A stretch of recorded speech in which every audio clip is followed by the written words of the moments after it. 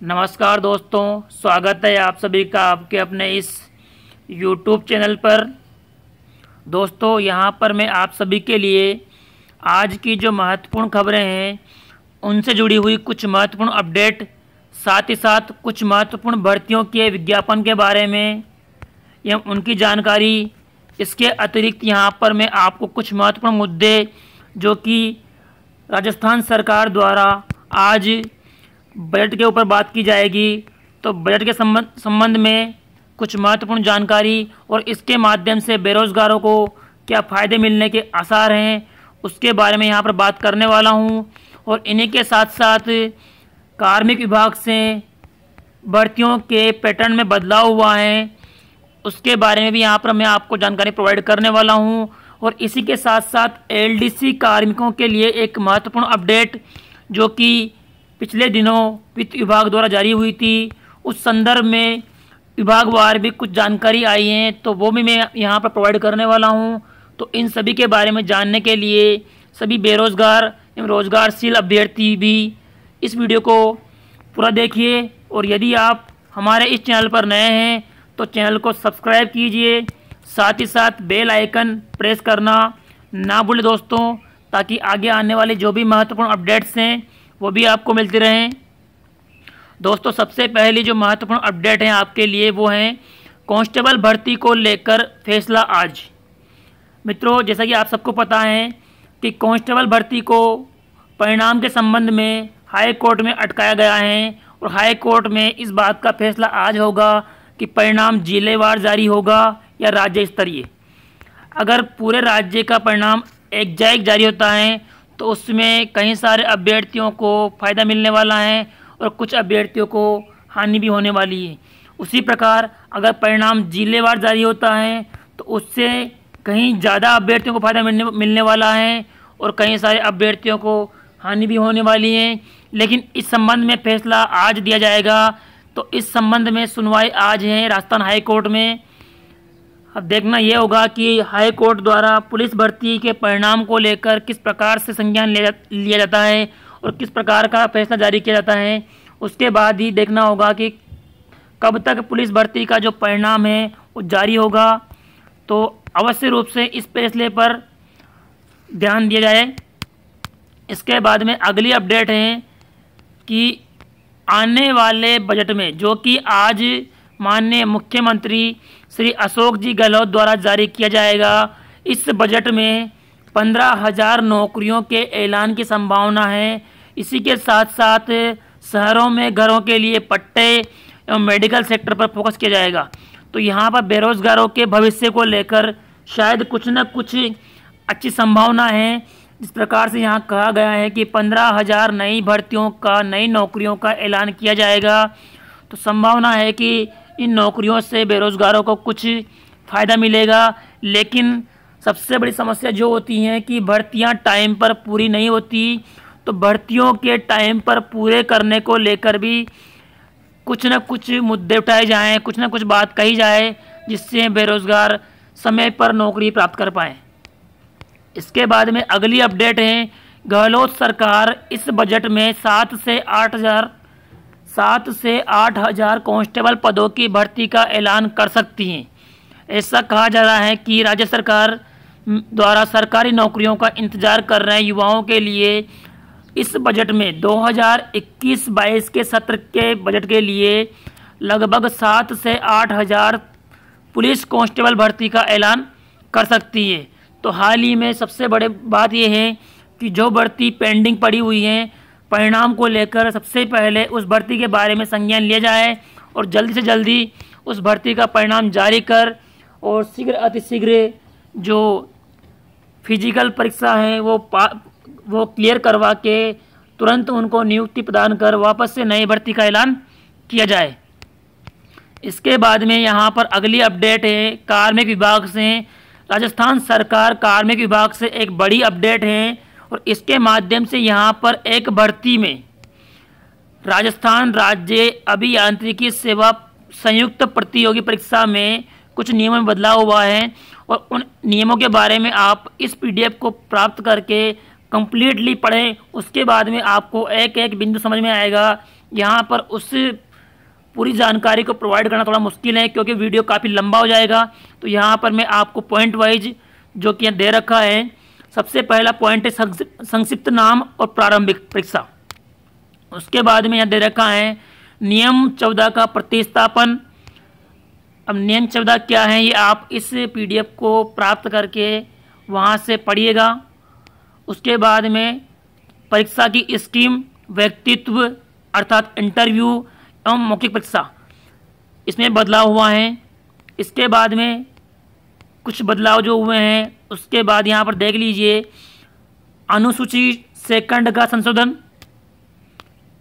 इसके बाद में यहाँ पर दे रखा है कि जो परीक्षा स्कीम है उसमें 2 पेपर होंगे। इसके लिए अनिवार्य पेपर जो होने वाला है उसमें राजस्थान GK, इकोनॉमिक्स, कल्चर, सामान्य ज्ञान, सामान्य विज्ञान का पेपर होगा। इसके लिए 200 अंकों का पेपर का आयोजन होगा। और पेपर नंबर 2 जो कि ऐच्छिक होगा 3 प्रकार की कैटेगरी में, उसके लिए भी 200 अंक का पेपर होगा। तो यहाँ पर जो नियमों में बदलाव किया है उन नियमों के बारे में आप जानकारी प्राप्त करना चाहते हैं तो इस PDF को ध्यान से पढ़िएगा, जिससे आपको हर बिंदु की जानकारी मिल पाए और पहले नियम क्या था, अब क्या बदलाव हुए हैं उनको भी आप जान पाएँ। इसके बाद में अगली अपडेट है आयुक्तालय कॉलेज शिक्षा राजस्थान जयपुर से नवनियुक्त कर्मचारियों के लिए। इसमें खासकर जो नव चयनित LDC कर्मचारी हैं वो ज़रूर इसको अवश्य रूप से ध्यान से सुने, क्योंकि LDC कार्मिकों के लिए सबसे बड़ी दुविधा है कि उन्हें हर एक कार्य के लिए अनुमति लेनी होती है। तो यहाँ पर देख लीजिएगा कि हाल ही में वित्त विभाग द्वारा परिवीक्षाधीन कार्मिकों के लिए एक आदेश जारी हुआ था, एक मेमो जारी हुआ था। उसके आधार पर आयुक्तालय कॉलेज शिक्षा ने क्या कहा है कि वित्त विभाग द्वारा जारी मेमोरेंडम के आधार पर परिवीक्षाधीन अधिकारियों कर्मचारियों के लिए असाधारण एवं अवैतनिक अवकाश के संबंध में निम्न बिंदुओं को ध्यान से देखें। असाधारण अवकाश जो कि पॉइंट नंबर 1 है, असाधारण अवकाश एक सामान्य अवकाश की भांति नहीं है जो कि अपन सामान्य कैजुअल लीव CL लेते हैं, उसके तहत इस अवकाश को नहीं माना गया है। और अवकाश की पूर्ण स्वीकृति प्रत्येक प्रकरण में आवश्यक है, अर्थात हर एक अवकाश के लिए जो कि कैजुअल लीव के आधार पर न होकर उससे अतिरिक्त है तो उसके लिए आपको हर अवकाश की अनुमति लेनी होगी। ये एक अनिवार्य शर्त होगी जिसके लिए सक्षम अधिकारी जहां पर जिस अधिकारी ने आपको अपॉइंट किया है उस अधिकारी स्तर पर आपको इस बात की अनुमति लेनी होगी। इसके बाद में अध्ययन अवकाश अथवा प्रतियोगिता परीक्षाओं की तैयारी के लिए पॉइंट नंबर 2 LDC कार्मिक जो कि आगे अपना अध्ययन जारी रखना चाहते हैं उनके लिए बहुत ही महत्वपूर्ण है। तो यहाँ पर ध्यान से देखिएगा कि जो पॉइंट नंबर 2 है उसमें क्या लिखा है, अध्ययन अवकाश व प्रतियोगी परीक्षाओं की तैयारी करने के लिए असाधारण अवकाश दे नहीं होगा। तो दोस्तों यहाँ पर इसका तात्पर्य ये है कि नॉर्मली अगले पॉइंट में कुछ अलग लिखा गया है, लेकिन इसका तात्पर्य ये है कि केवल आप एग्ज़ाम के लिए CL जो कि आपकी एग्ज़ाम डेट होगी उस एग्ज़ाम के लिए आप कैजुअल लीव लेकर आप एग्ज़ाम दे पाएंगे।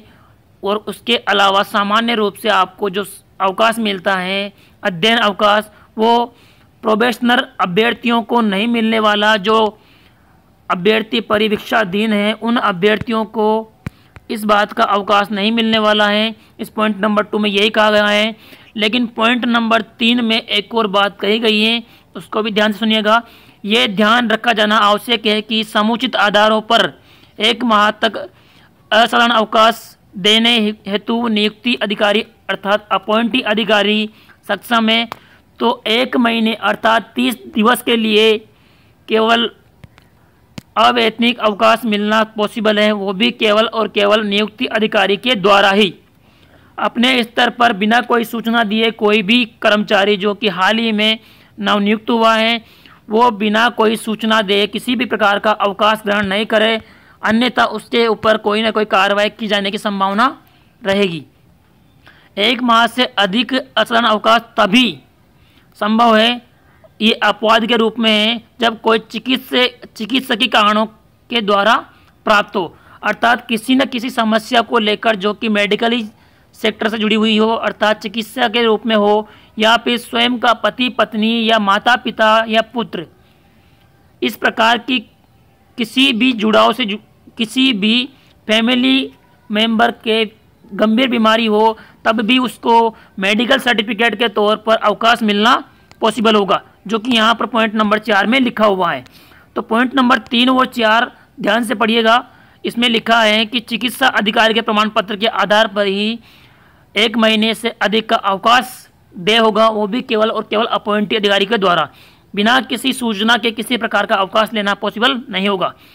जो अधिकारी या कर्मचारी बिना पूर्व स्वीकृति असाधारण अवकाश पर जाते हैं, देख लीजिएगा, जो अधिकारी या कर्मचारी बिना किसी परमिशन के पूर्व अवकाश पर जाते हैं, तो उनके विरुद्ध स्वैच्छिक अनुपस्थिति मानते हुए अनुशासनात्मक कार्रवाई अमल में लाई जाएगी। इसके बाद में यदि कोई अधिकारी या कर्मचारी बिना पूर्व सूचना के उच्च शिक्षा या प्रतियोगी परीक्षा की तैयारी के लिए अवकाश लेता हुआ पाया गया तो उसकी ऐसी अनुपस्थिति को सेवा का शून्यकाल माना जाकर ऐसी सेवा किसी भी उद्देश्य के लिए गणना योग्य नहीं होगी। तो नवनियुक्त कर्मचारी जो कि प्रोबेशनर परीक्षाधीन कर्मचारी हैं, एलडीसी कर्मचारी हैं, चाहे और भी कर्मचारी हैं, इस पॉइंट नंबर 6 पर अवश्य गौर करें कि किसी भी परीक्षा में शामिल होने से पूर्व अनुमति अवश्य ले लें, एनओसी अवश्य ले लें, ताकि उनका जो ट्रेनिंग पीरियड है, जो प्रोबेशन पीरियड है, वो राजस्थान की किसी भी सेवा में काउंट किया जा सके। अदरवाइज अगर आप बिना किसी अनुमति या सूचना से पूर्व इस हेतु अपनी अवकाश लेकर अपना एग्ज़ाम देते हैं, तो वो इस प्रकार के लिए बाध्य नहीं है कि विभाग आपको इस गणना के लिए अपनी एनओसी प्रोवाइड करे। तो यहाँ पर अवश्य रूप से ध्यान दिया जाए कि अनुमति, परमिशन या एनओसी अवश्य रूप से ले लें, ताकि आपका जो ट्रेनिंग पीरियड है वो अगली सेवा में काउंट करना संभव हो।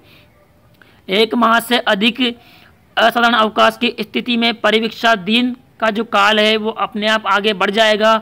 1 महीने तक आपका जो परीक्षा काल है वो आगे नहीं बढ़ेगा। तो इन बिंदुओं पर आप अवश्य रूप से गौर करें। और इसके साथ साथ ही एलडीसी कार्मिक जिनका चयन निदेशालय राज्य बीमा एवं प्रावधान निधि विभाग में हुआ था, निदेशालय राज्य बीमा एवं प्रावधान निधि विभाग में हुआ था, उन अभ्यर्थियों ने जिन्होंने अपने अध्ययन को आगे जारी रखने के लिए अपने अपॉइंटी अधिकारी से एनओसी, परमिशन या सूचना देकर अनुमति चाहिए थी, उन अभ्यर्थियों की सूची यहाँ पर प्रोवाइड कर दी गई है। तो जो भी कनिष्ठ सहायक है इस विभाग में, उन कनिष्ठ सहायकों ने यहाँ पर एनओसी या अनुमति या परमिशन चाहिए थी, उनकी सूची जो कि यहाँ पर 63 कर्मचारी हैं। इनमें कनिष्ठ सहायक एवं सहायक कर्मचारियों ने आगामी परीक्षा या प्रतियोगी परीक्षा में भाग लेने के लिए एनओसी, अनुमति चाहिए थी, तो यहाँ पर उनकी सूची प्रोवाइड कर दी थी। तो धीरे धीरे सभी विभागों से आप सभी नवनियुक्त एलडीसी कर्मचारियों के लिए एवं अन्य कर्मचारियों के लिए एनओसी प्रोवाइड कर दी जाएगी। ये केवल एनओसी एलडीसी कर्मचारियों के लिए ही बात नहीं है, जो भी अभ्यर्थी अन्य विभागों में है, शिक्षक हैं, जो कि अपने उच्च स्तर के एग्ज़ाम के लिए या अपनी शिक्षा को आगे जारी रखने के लिए अनुमति चाहते हैं या एनओसी चाहते हैं, तो उस संदर्भ में भी धीरे धीरे आपके लिए सूचनाएं आती रहेगी और उन सूचनाओं को हम आपको टेलीग्राम चैनल के माध्यम से प्रोवाइड करते रहेंगे। उसके लिए आप इस वीडियो के डिस्क्रिप्शन बॉक्स में दिए गए टेलीग्राम चैनल को ज्वाइन कीजिए, जहां पर आपको समस्त प्रकार की पीडीएफ प्रोवाइड की जाएगी। तो यहां पर सबसे पहले एलडीसी के लिए निदेशालय राज्य बीमा एवं प्रावधान निधि विभाग से ये सूचना आई है। इसी के साथ साथ अन्य विभागों से भी सूचना आती रहेगी। तो आप जितने भी अभ्यर्थी हैं, जितने भी कार्मिक हैं जो नवनियुक्त हैं, वो अवश्य रूप से इस बारे में सूचना प्रोवाइड करके एनओसी या अनुमति ले ले, ताकि आपको किसी प्रकार की समस्या का सामना न करना पड़े। ये पीडीएफ आपको मैं टेलीग्राम चैनल पर प्रोवाइड कर दूंगा। और इसी प्रकार की डेली अपडेट्स और महत्वपूर्ण जानकारियों के लिए आप सभी हमारे चैनल को सब्सक्राइब कीजिए और अपने दोस्तों के साथ शेयर कीजिए। धन्यवाद दोस्तों।